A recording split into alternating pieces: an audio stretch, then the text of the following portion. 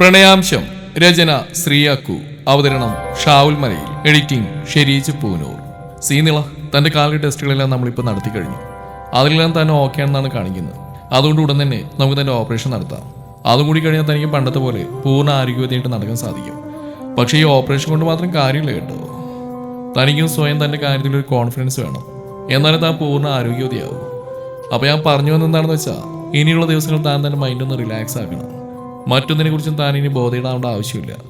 ഇങ്ങനെയെല്ലാം ചെയ്യുന്ന നല്ല റിസൾട്ട് കിട്ടും. അപ്പോൾ ഇങ്ങനെ ഞാൻ പറഞ്ഞ പോലെ ചെയ്യാൻ റെഡിയല്ലേ? അതോ ഇവിടെ വന്നപ്പോന്നിലിരിക്കുന്ന പോലെ ഗ്ലൂമി ആയിട്ട് ഇരിക്കാൻ തന്നെയാണോ പ്ലാന്? ജോയലിന്റെ ചോദ്യം കേട്ട് നീളല്ല എന്ന് തല ഇരുവശത്തേക്കും ചലിപ്പിച്ചു. ആ, ഇത് തന്നെയാണ് ഞാൻ പറഞ്ഞത്. ഞാനിപ്പോൾ ഇത്രയും തന്നോട് സംസാരിച്ചിട്ട് താൻ എന്നോട് ഒരു വാക്കെങ്കിലും തിരിച്ചു പറഞ്ഞു ഇല്ലല്ലോ. പകരം താൻ എന്താ ചെയ്ത് വെറുതെ തലയാട്ടി കാണിച്ചു. ഇങ്ങനെയാണ് കാര്യങ്ങളുടെ പോക്കെങ്കിൽ എങ്ങനെയാണ് ശരിയാവുക? ഞാൻ കാശി വിളിച്ച് പറയട്ടെ, നിന്റെ അനിയത്തിയുടെ മൗനൂറത്തിലാണെന്ന്? അയ്യോ വേണ്ട, ഞാൻ സംസാരിച്ചോളാം. അങ്ങനെയാണോ? എന്നാ തുടങ്ങിക്കോ. എന്ത്? അല്ല, താനല്ലേ പറഞ്ഞു ഇനി സംസാരിച്ചോളാന്ന്. അപ്പോൾ താൻ സംസാരിക്കുക, ഞാനൊന്ന് കേൾക്കട്ടെ. എന്ത് സംസാരിക്കാനാ? ഓ, ഇനി അതും ഞാൻ പറഞ്ഞു തരണോ? ശരി, ഈ പ്രാവശ്യത്തേക്ക് സംസാരത്തിന് ഞാൻ തുടക്കം കുറിക്കാം. അടുത്ത പ്രാവശ്യം മുതൽ താൻ എന്നോട് സംസാരിച്ചു തുടങ്ങും. ഏറ്റല്ലോ? എന്തോന്ന്? അടുത്ത പ്രാവശ്യം ഞാൻ തന്നെ ആദ്യം സംസാരിച്ചു തുടങ്ങാം. ഓക്കെ, തൻ്റെ വാക്ക് വിശ്വസിച്ചുകൊണ്ട് ഞാൻ തന്നെ സംസാരിച്ചു തുടങ്ങുകയാണേ. എന്തിനെ പറ്റി സംസാരിക്കും? ആ, ഞാൻ എൻ്റെ ഫാമിലിയെ കുറിച്ച് പറയാം. എൻ്റെ പപ്പയുടെ പേര് ക്ലീറ്റസ്, ആളൊരു ബിൽഡറാണ്. മമ്മ ആലീസ് പാവം വീട്ടമ്മ. പിന്നെ ഒരു ഇച്ചായനുണ്ട് എനിക്ക്, ജോബിൻ. പുള്ളിക്കാരൻ വക്കീല. ഭാര്യ അമ്മയ. ഈ ചേച്ചിയും വക്കീൽ തന്നെയാണ്. സംശയിക്കേണ്ട, രണ്ടും മുടിഞ്ഞ പ്രേമായിരുന്നു. ഇവർക്ക് 2 വയസ്സുള്ള ഒരു മോനുണ്ട്, എവിൻ. അങ്ങനെ വീട്ടുകാരിൽ തുടങ്ങി ജോയൽ തൻ്റെ കുടുംബക്കാരെയും അയൽക്കാരെയും, എന്തിനേറെ അവൻ്റെ വീട്ടിലുള്ള പട്ടിയെയും പൂച്ചയെയും കുറിച്ച് വരെ നിളയോട് സംസാരിച്ചു. ആദ്യം അവന്റെ സംസാരത്തിന് വലിയ പ്രാധാന്യം കൊടുത്തില്ലെങ്കിലും പിന്നെ അവളത് ശ്രദ്ധയോടെ കേട്ടിരുന്നു. പെട്ടെന്നാണ് എന്തോ പറഞ്ഞ് തിരിഞ്ഞ ജോയൽ വാതിലിൽ കൈയും കെട്ടി നിൽക്കുന്ന ആകാശിനെയും അവന്റെ തൊട്ടടുത്ത് തന്നെയും നോക്കി വായും തുറന്നു നിൽക്കുന്ന നിതയെയും കണ്ടു. അവരവളെ കണ്ടതും അവൻ തന്നെ സംസാരത്തിന് ഫുൾ സ്റ്റോപ്പ് ഇട്ട് അവരെ നോക്കി ഇളിച്ച് കാണിച്ച് അവിടെ നിന്നും പതിയെ എഴുന്നേറ്റു. അവൻ സംസാരം നിർത്തി എഴുന്നേൽക്കുന്ന കണ്ട് നിളയെ അവൻ നോക്കുന്ന ഭാഗത്തേക്ക് നോക്കി. അവിടെ നിൽക്കുന്നവരെ കണ്ട് അവൾ ചെറുതായി പുഞ്ചിരിച്ചു.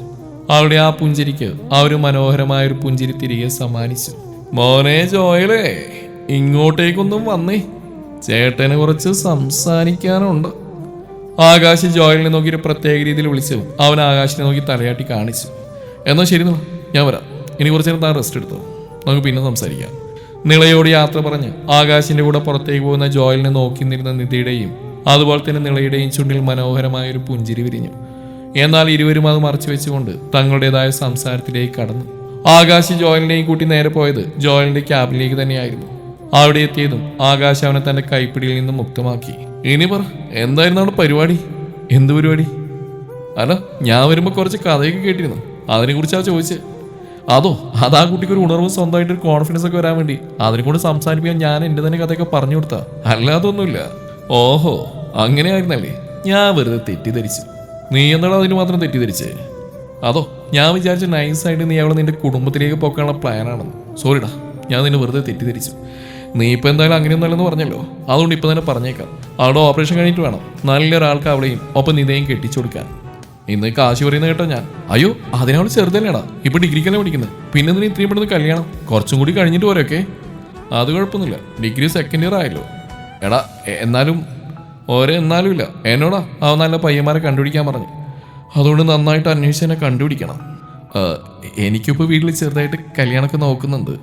ഓഹോ, വളരെ നല്ല കാര്യം. അല്ല, ഞാൻ വേണമെങ്കിൽ നിങ്ങളായെന്ന് പറയുന്ന കുട്ടിക്ക് ഒരു ജീവിതം കൊടുക്കാം. ഓ, വേണമെന്നില്ല, ആൾക്കൊക്കെ വേറെ നല്ല പയ്യന്മാരെ കിട്ടും.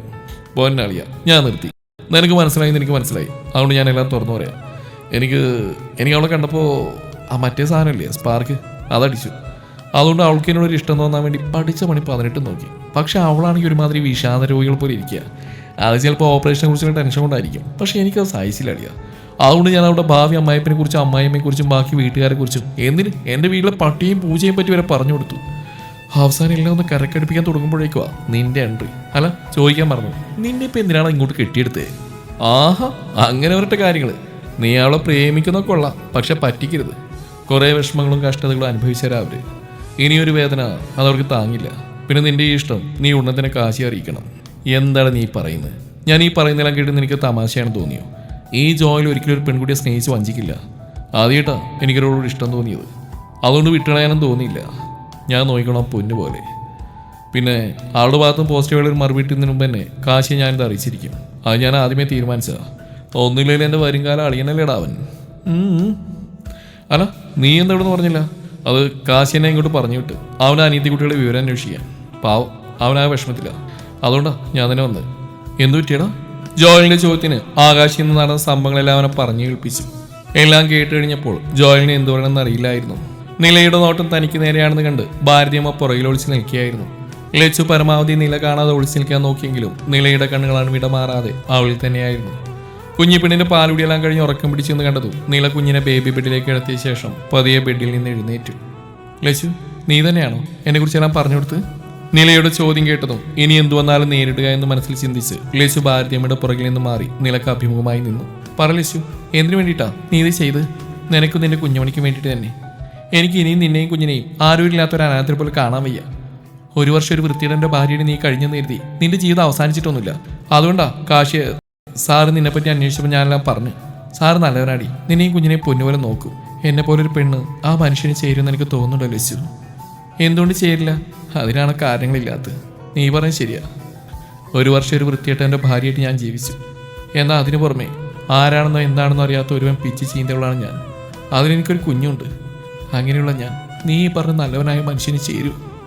നിലയുടെ ഈ ചോദ്യത്തിന് ലച്ചുവിൻ്റെ കയ്യിൽ ഉത്തരവുണ്ടായിരുന്നില്ല. അവൾ തൻ്റെ മുമ്പിൽ നിന്ന് കരഞ്ഞുകൊണ്ട് ചോദിക്കുന്നവൾക്ക് എന്തുത്തരം നൽകുമെന്നറിയാതെ നിന്ന് ഉരുകി. ഒരിക്കലും നിന്നെ പിച്ച് ചീന്തി ഉപേക്ഷിച്ചവനല്ല മോളെ കാശിയേട്ടൻ. അന്ന് ചില നികൃഷ്ട ജന്മങ്ങൾ ഒരിക്കൽ ചതിക്കുഴിയിൽ വീണുപോയവരാ നിങ്ങൾ. അത് നീ തിരിച്ചറിയുന്ന ഒരു നിമിഷം വരും. അതുവരെ എനിക്ക് നിന്നോടൊന്നും പറയാൻ പറ്റില്ല. നീയെല്ലാം അധികം വൈകാതെ തന്നെ അറിയും.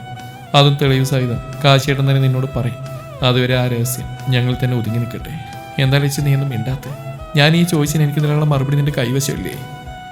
നിനക്ക് സംഭവിച്ചല്ല ആ മനുഷ്യനറിയാം. എല്ലാം അറിഞ്ഞുകൊണ്ട് തന്നെ അദ്ദേഹം നിന്നെ വിവാഹം കഴിക്കാൻ തയ്യാറായത്. പിന്നെ നീ ഇപ്പോൾ ചോദിച്ച ചോദ്യങ്ങൾ ഉത്തരം നൽകാൻ എനിക്കിപ്പോൾ കഴിയില്ലെന്നില്ല. പക്ഷേ അധികം വൈകാതെ നിനക്ക് അതിനുള്ള ഉത്തരം കിട്ടിയിരിക്കും.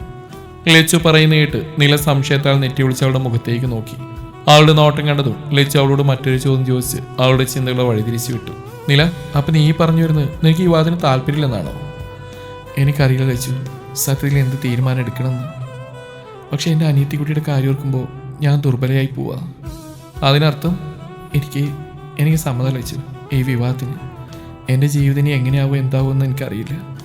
പക്ഷെ എൻ്റെ അനിയത്തിക്കുട്ടികൾ സന്തോഷമായിട്ടിരിക്കണം. അവർക്ക് നല്ല ഭാവി ഉണ്ടാവണം. അതിന് എന്ത് ചെയ്യാനും ഞാൻ തയ്യാറാണ്. ഒരിക്കലും നീ അങ്ങനെ കരുതേണ്ടില്ലെന്നില്ല. നിന്റെ അനിയത്തിക്കുട്ടികൾക്ക് വേണ്ടി മാത്രമല്ല നിന്റെ ഈ ജീവിതം. നിനക്കും നിന്റെ കുഞ്ഞിനും വേണ്ടിയുള്ളതാണ്. നാളെ മുതൽ അദ്ദേഹം നിന്റെ ഭർത്താവും നിന്റെ കുഞ്ഞിൻ്റെ അച്ഛനുമാണ്. ഇത്രയും നാൾ നിനക്ക് കിട്ടാതെ പോയ സ്നേഹവും വാത്സല്യവും പരിഗണനയില്ല അവിടുന്ന് കിട്ടും നിനക്ക്. ഒരിക്കലും നീ ഇനി വേദനിക്കേണ്ടി വരില്ല, അതെനിക്ക് ഉറപ്പാണ്. ലച്ചു നിലയെ തന്നിലേക്ക് ചേർത്ത് പിടിച്ചത് പറഞ്ഞതും നിലയൊന്ന് മൂളിക്കൊണ്ട് അവളിലേക്ക് ഒന്നുകൂടി ചേർന്ന് നിന്ന് കണ്ണുകളടച്ചു. അപ്പോൾ അവളുടെ കാതുകളിൽ പ്രതിധ്വനിച്ചുകൊണ്ടിരുന്നു അവളുടെ അച്ഛൻ്റെ വാക്കുകളായിരുന്നു. അച്ഛൻ്റെ നിലക്കുട്ടിയെ കെട്ടിക്കൊണ്ടുപോകാൻ ഒരു രാജകുമാരൻ വരും. നീലസാഗര മിഴികളുള്ള ഒരു രാജകുമാരൻ. ആ വാക്കുകൾ ഓർക്കും തോറും അവളുടെ മനസ്സിലേക്ക് മിഴിവോടെ കാശിയുടെ ആ നീലമിഴികൾ തെളിഞ്ഞു വന്നു. അവൾ ഒരു പിടച്ചിലോടെ തന്റെ കണ്ണുകൾ ഇറുക്കി അടച്ച് ലച്ചുവിലേക്ക് കൂടുതൽ ചേർന്ന് നിന്നു.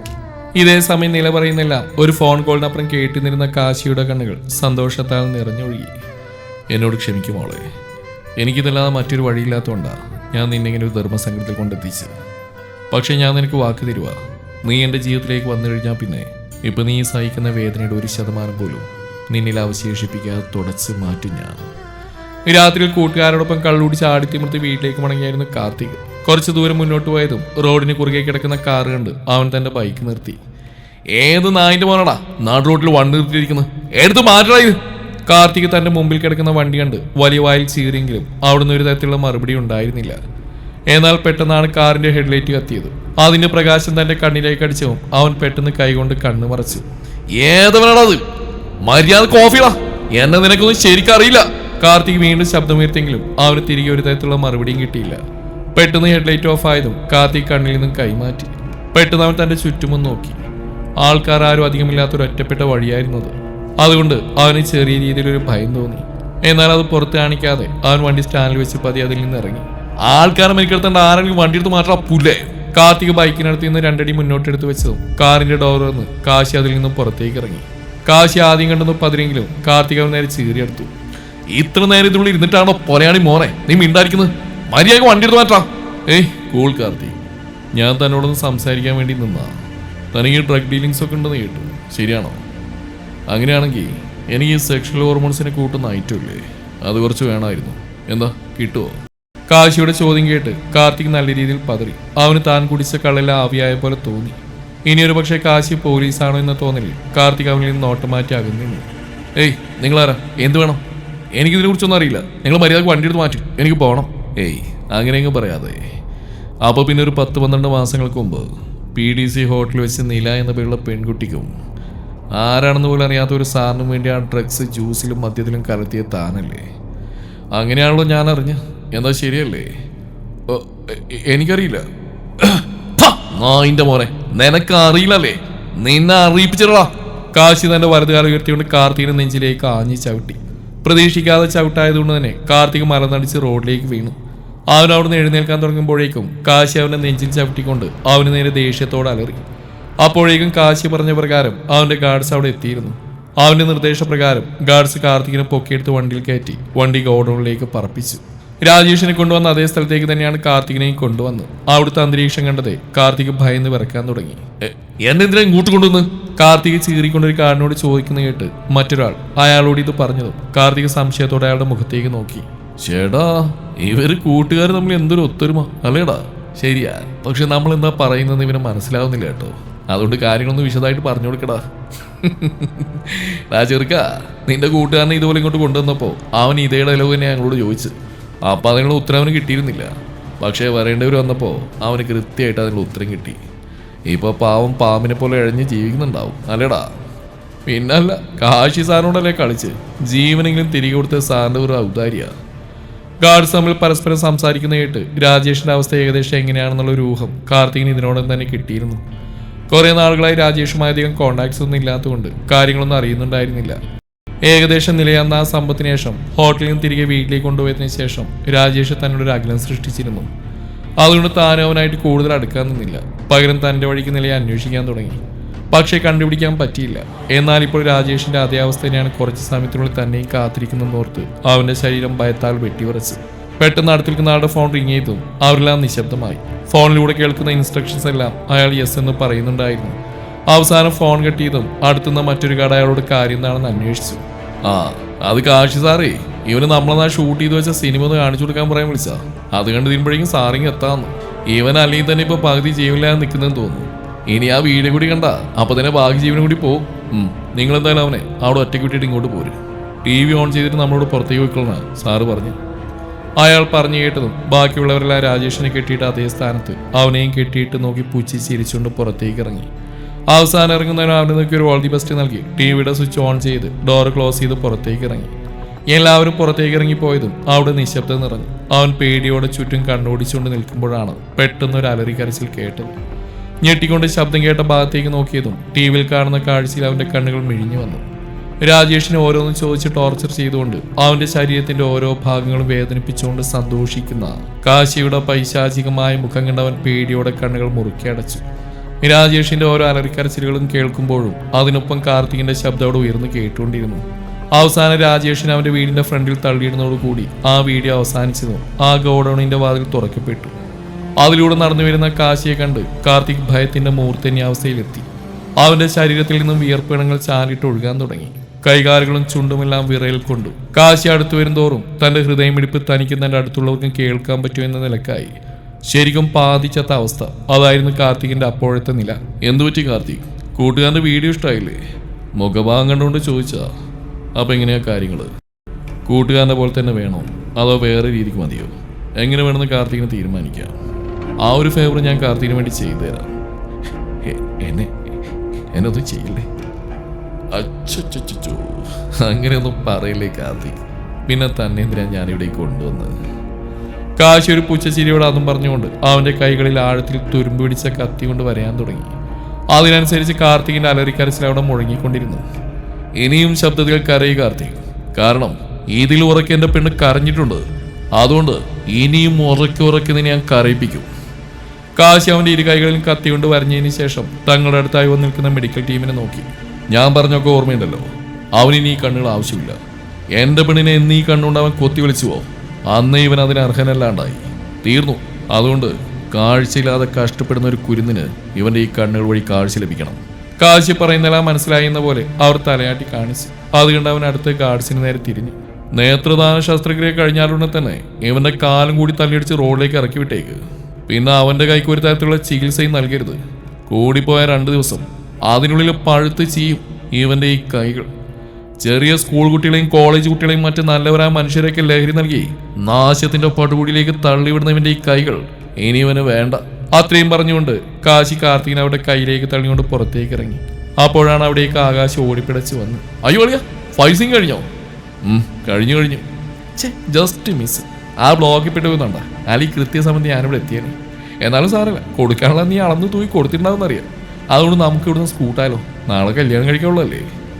ആകാശ് അല്പം കുസൃതിച്ചിരിയോടെ പറയുന്ന കേട്ട് കാശിയുടെ ചുണ്ടിലെ മനോഹരമായൊരു പുഞ്ചിരി വിരിഞ്ഞു. അതെ, നാളെ എൻ്റെ പെണ്ണ് എല്ലാ അർത്ഥത്തിലും എൻ്റേതാവും. അതൊരു വട്ടം ആയതല്ലേടാ അളിയ. അതിൻ്റെ തെളിവായിട്ട് ഒരു പ്രൊഡക്റ്റ് ഇപ്പോൾ കയ്യിൽ കിട്ടിയിട്ടുണ്ടല്ലോ. ഞാൻ ലീഗലി അവൾ എൻ്റേതാവുന്ന കാനഡ പുല്ല പറഞ്ഞ്. ഓ അങ്ങനെ അത് വ്യക്തമായും സ്പഷ്ടമായും പറയണം മിസ്റ്റർ. നിനക്ക് നല്ല വ്യക്തവും സ്പഷ്ടമായിട്ട് ഞാൻ പറഞ്ഞുതരടാ. ആദ്യം പൊന്നുമോ വന്ന് വണ്ടി കയറാൻ നോക്ക്. എനിക്ക് എത്രയും പെട്ടെന്ന് എൻ്റെ പെണ്ണിനെയും കുഞ്ഞിനെയും കാണണം. അവന് പറിച്ചിട്ടാ തോന്നും അവനെ എല്ലാ ദിവസവും അവർ കാണാതെ കിടന്നുറങ്ങുന്നെന്ന്. എന്നും ഇറങ്ങി കിടക്കുന്ന എൻ്റെ അനിയത്തിക്കുട്ടിയുടെയും കുഞ്ഞിപ്പെണ്ണിന്റെയും നെറ്റിയിൽ നിന്റെ ഈ ചുണ്ടുകൊണ്ട് സീല് പപ്പിച്ചതിന് ശേഷമല്ലേടാ പൊന്നുമോ വന്ന് ചാച്ചാറുള്ളൂ. എന്നിട്ടാ അവൻ്റെ ഈ ഡയലോഗ് അടി. അതേടാ ഞാൻ ചെയ്യാറുള്ളത് തന്നെയാ. നിനക്ക് നഷ്ടമൊന്നുമില്ലല്ലോ. വാച്ച് കടിച്ചിരിക്കാൻ മര്യാദക്ക് വണ്ടി എടുക്കാൻ നോക്കടാ. ഓ ആകാശ് കാശിയെ നോക്കി ചുണ്ടുകൊട്ടിക്കൊണ്ട് വണ്ടി മുന്നോട്ടെടുത്തു. അത് കണ്ട് കാശി ഒരു ചെറുപുഞ്ചിരിയോടെ കണ്ണുകളടച്ച് സീറ്റിലേക്ക് ചാഞ്ഞു കിടന്നു. ഇനി വരാനിരിക്കുന്ന തങ്ങളുടെ സന്തോഷകരമായ ജീവിതത്തെക്കുറിച്ച് സ്വപ്നം കണ്ടുകൊണ്ട്. പക്ഷേ തുടരും ഈ കഥയുടെ ബാക്കി ഭാഗം നാളെ ഇതേ സമയം.